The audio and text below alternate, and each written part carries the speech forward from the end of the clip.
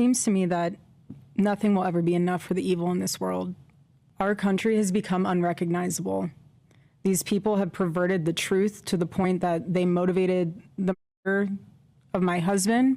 They have continuously tried to assassinate the president, and anyone who stands in their way is labeled hateful, racist, fascist, and every other trigger word that is grossly dishonest. What a wild 24 hours it's been. Erika Kirk stepped in front of the nation and delivered a speech.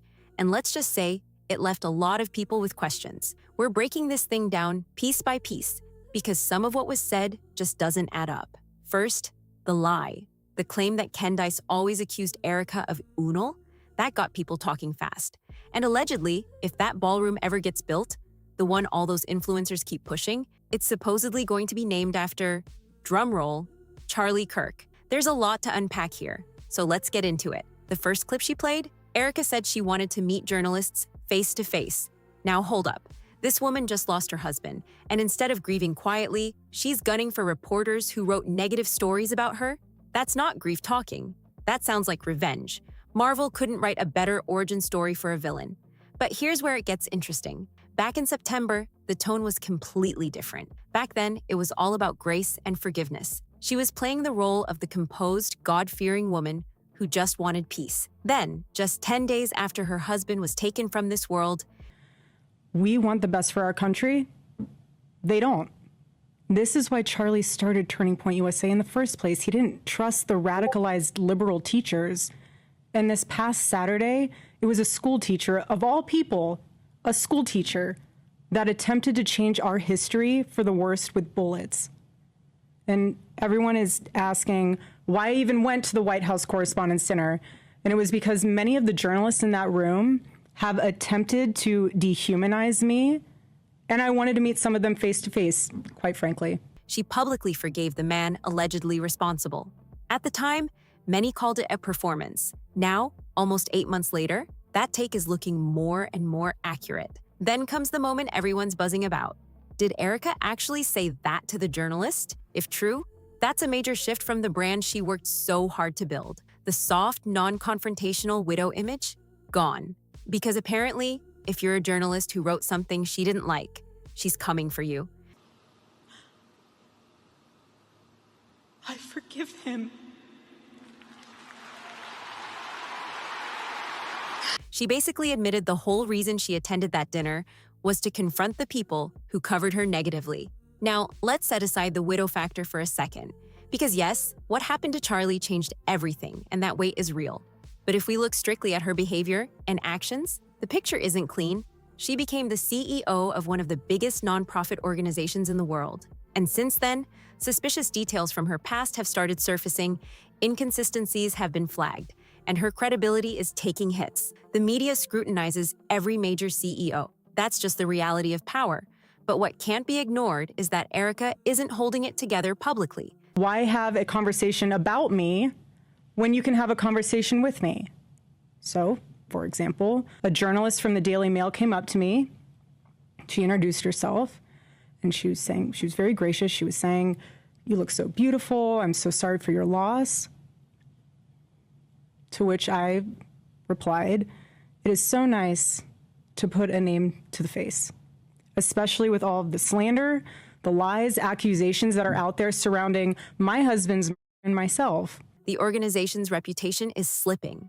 Investors are allegedly furious, and the person who's supposed to be the face of the brand, connecting with students and leading with integrity, is not showing up the way she needs to. But wait, she's a widow, so none of this matters, right? She gets a permanent pass? Let's keep going, because it only gets more dramatic. Erika goes on to describe her conversation with the journalist at the dinner, and here's the part that's hard to take seriously. She was invited to this event, and she's complaining about it. One of the things that apparently crossed the line for her? Wine on the table.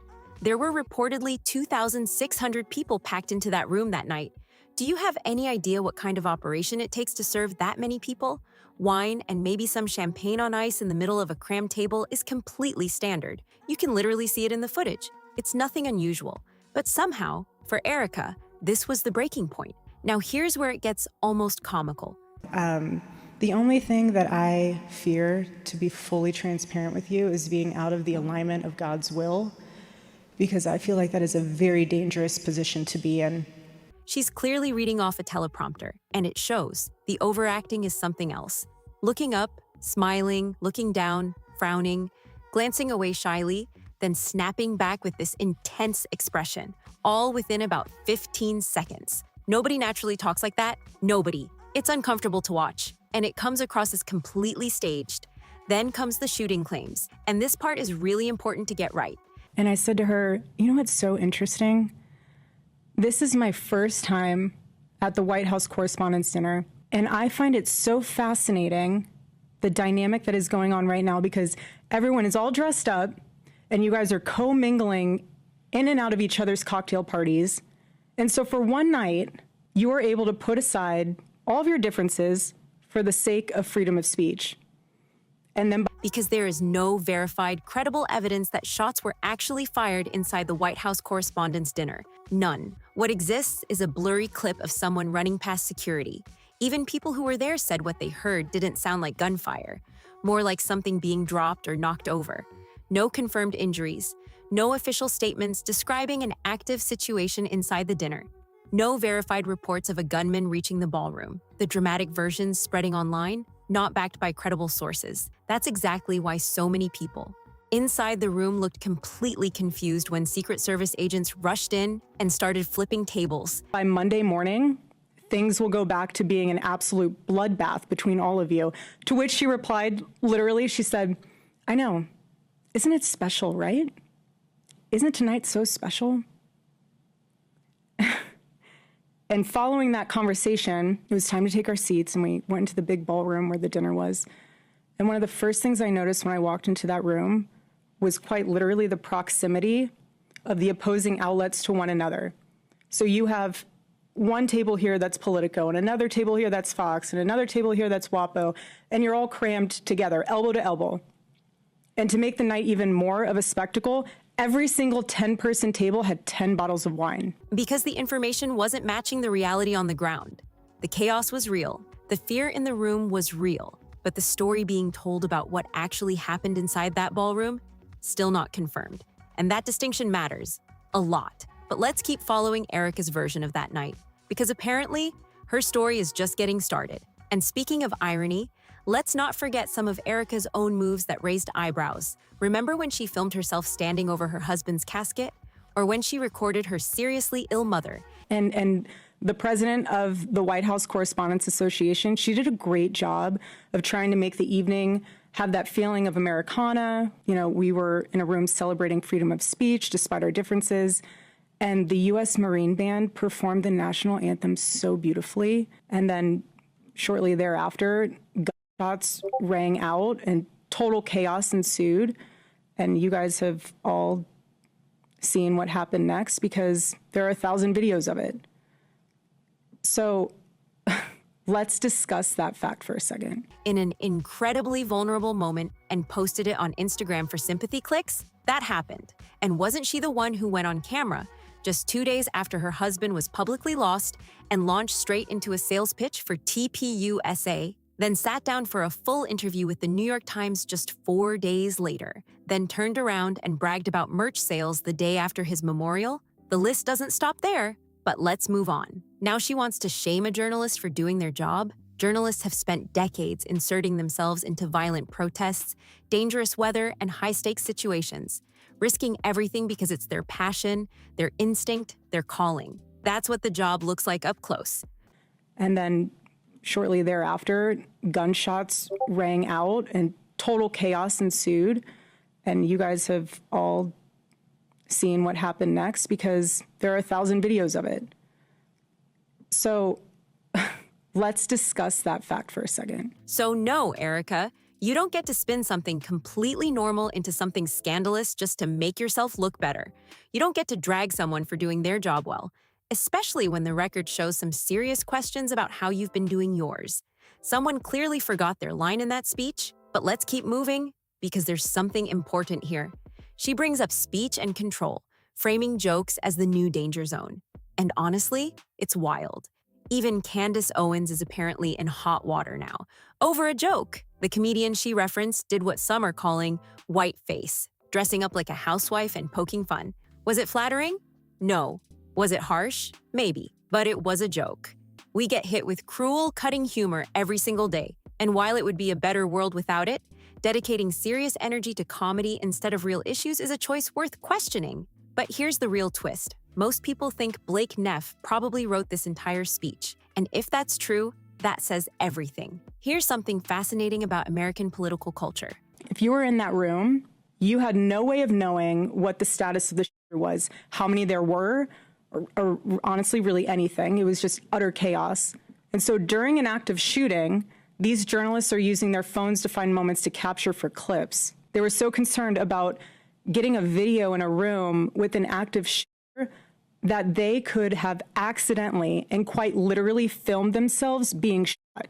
Many of those people have become so desensitized that fight or flight became secondary to the opportunity of putting themselves into the story, which ironically breaks the #1 rule of journalism. People will absolutely go down swinging for whatever side they've planted their flag on. If you once called yourself a liberal, you're expected to adopt every extreme take, every radical move, and go to war with anyone who pushes back. And the same energy exists on the conservative side. Extreme viewpoints wrapped in religious language, used to cover up some seriously questionable intentions. And here's the thing, Erika isn't exactly making that part up. It's real.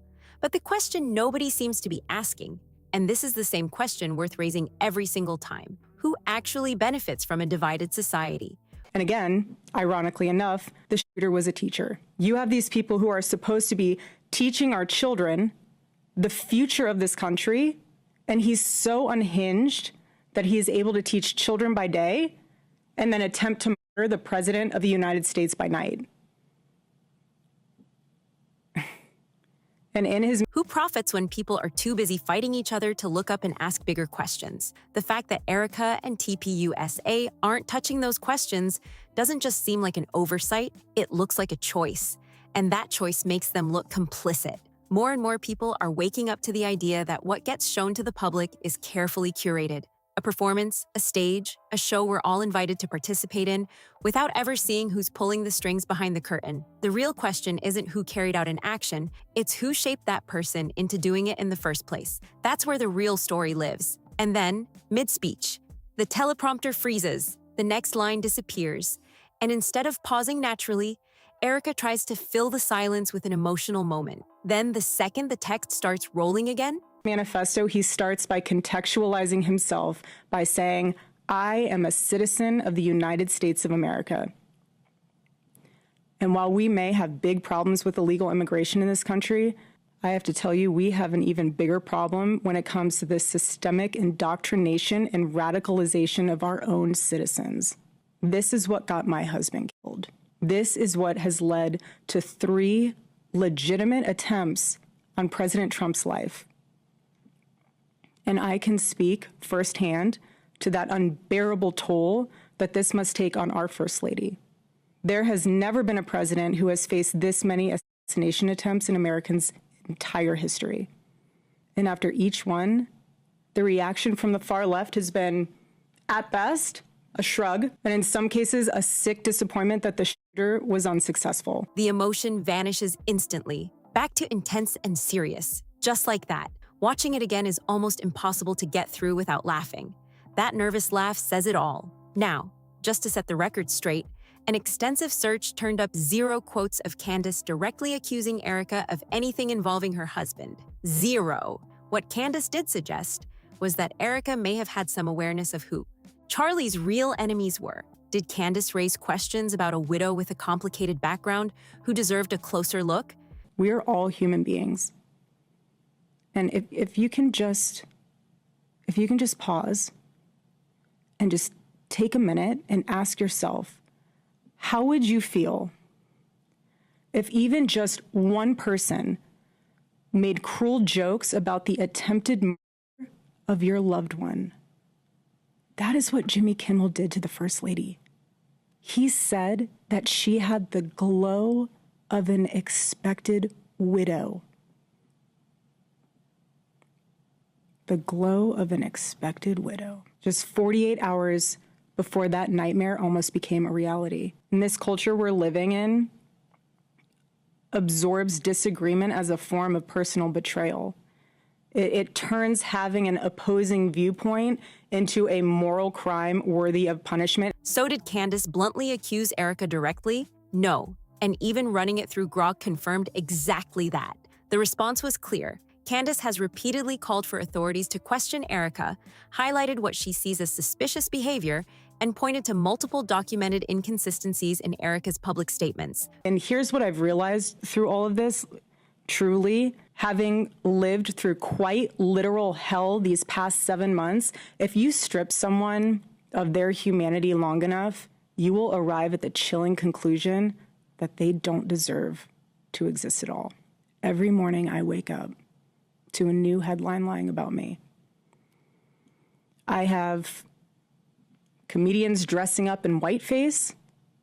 I have people saying I'm not fit to be CEO, and I have Candace Owens claiming I'm my husband. And the list goes on and on and on.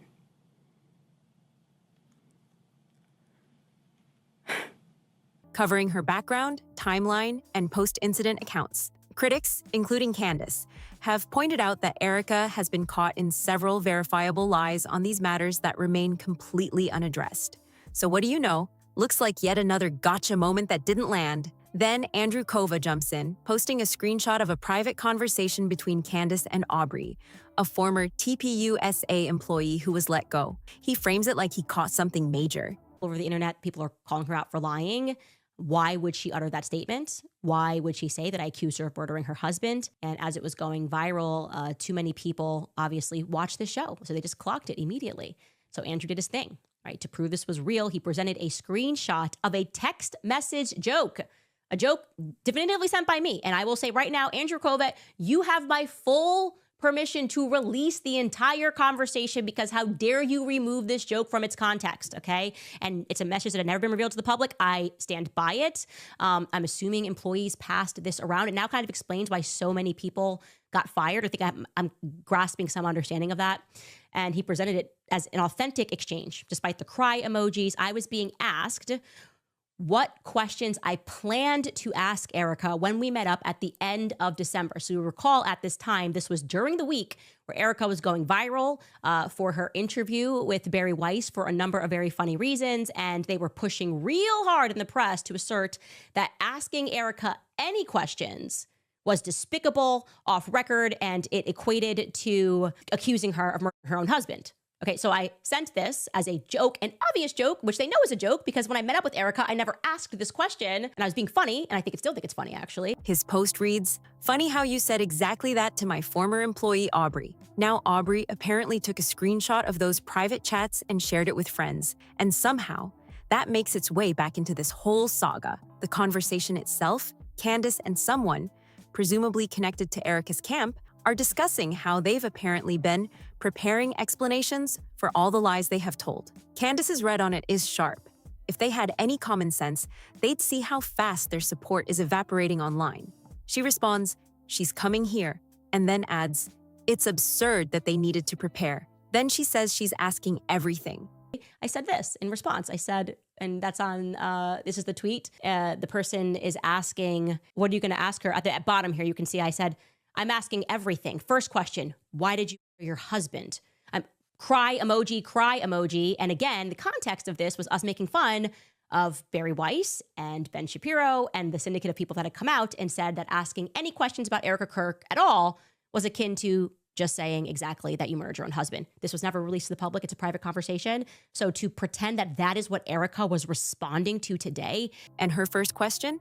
Why did your husband use those specific emojis after a comment like that? The laughing emojis. After that kind of statement, make it make sense. Then Matt Williams jumps in defending Erika, suggesting the emojis mean it wasn't serious. Candace fires back fast, calling out the pattern directly. He's doing that thing again where Erika does something wrong, lies publicly, as she did today, receives appropriate backlash, and then his PR response is to blame someone who had nothing to do with her lie. It's the same playbook, over and over again. She also called out Andrew directly. Why don't you post the full context of that conversation instead of just a cropped screenshot? It was an obvious joke mocking the narrative at the time, that anyone who asked a single question about Erika How disingenuous can you be, Andrew? You have to get tired of it at some point. You just got to get tired of it. Again, I will assert publicly, you have my full permission. Go Max, release the entire chain. I have nothing to hide. When I said and I asserted several times, there is not a single thing that he can point to that I said on this show that was leaked to me by Aubrey Leitch. Was somehow accusing her of something serious. Post the full thread, name the specific person being mocked, and for once, stop lying. And Aubrey didn't stay quiet either. She responded directly to Andrew. This isn't a misunderstanding. It's a very obvious spin. Calling that bragging is not a serious interpretation. You're doing exactly what Candace described, avoiding the truth and hoping no one notices. Post the full context or move on. If this whole thing backfires, and it's looking like it might, don't be surprised if Erika turns around and says Andrew went completely rogue and acted alone. Candace addressed the full context of those messages on her latest show, and one thing is crystal clear. They will keep coming for Candace. Keep digging, keep spinning. But every time they try, it seems to blow up right in their faces. So far, one big fail after another. And the clip isn't even over yet. Here's what makes this particularly hard to ignore. Don't compare yourself to Charlie based on witness testimony. We know how Charlie operated. His team was specifically instructed to select the toughest, most controversial questions at his events. He wanted the sharpest opposing voices in the room. There is a serious epidemic of dehumanization plaguing this country. The most unthinkable tragedies have now become commonplace in our daily headlines, and yet the media finds a way to conveniently explain away violence. This is what we're up against. This is what we're up against. He wanted real debate, real friction, real conversation. But attendees at Erika's events are reporting something completely different. Questions being screened and filtered to avoid anything uncomfortable, to protect her from anything that might make her look unprepared. So standing at a podium preaching about free speech and open dialogue while simultaneously admitting you showed up to a dinner specifically to confront journalists who wrote negatively about you, that contradiction is impossible to ignore. It's too much. And then something else stood out, something that was missing. Where did the cross necklace go? Where are all the Bible quotes that used to appear in almost every single sentence? Where's the talk about God's forgiveness, about faith, about church? Did that whole strategy get quietly shelved? Did the PR team decide it wasn't working and pivot to something new? What is happening right now is something none of us can afford to ignore. The evil forces working to divide us, to distract us, and to pull us apart has never been stronger. This is a moment for Americans to come together and decide what kind of country we are going to be before we lose our country altogether. In Romans chapter 12, verse 21, it says, "Do not be overcome by evil, but overcome evil with good." And this is why my husband created Turning Point USA, so we could have civil discourse and debate and open dialogue, because when we stop talking to each other, bad things happen. Because the shift is noticeable and people are paying attention. The comments on X are speaking volumes too. One person wrote, "Open dialogue? You literally have people filtering questions at your events. TPUSA is falling apart with you as CEO. We see the corruption creeping in and we're not buying what you're selling." Another one hits even harder.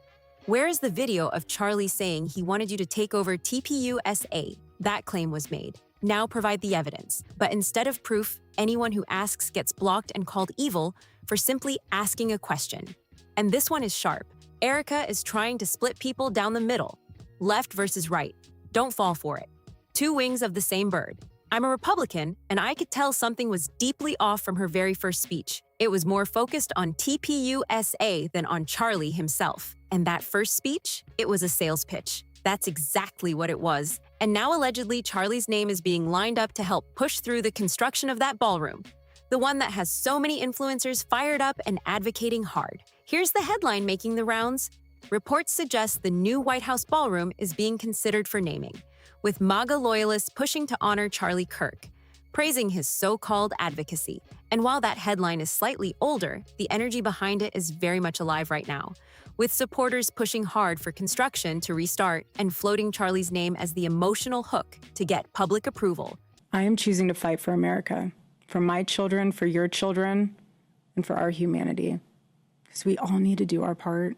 And by the grace of God, we will succeed, and America will remain what she was always called to be, a shining city on a hill, a light to the world. So let me give you a perfect example of how it's done. My husband did it best and left us the blueprint on how to have uncomfortable conversations with those who disagree. Buckle up, everybody. Here we go. Think about that. Using someone's legacy to sell a building project. If that's the move, it's one of the most calculated plays we've seen yet. Now, as always, the most important question goes straight to you.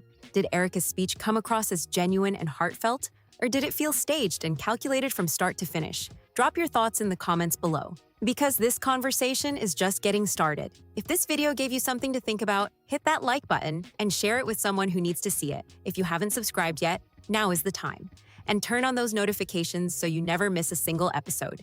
See you on the next one.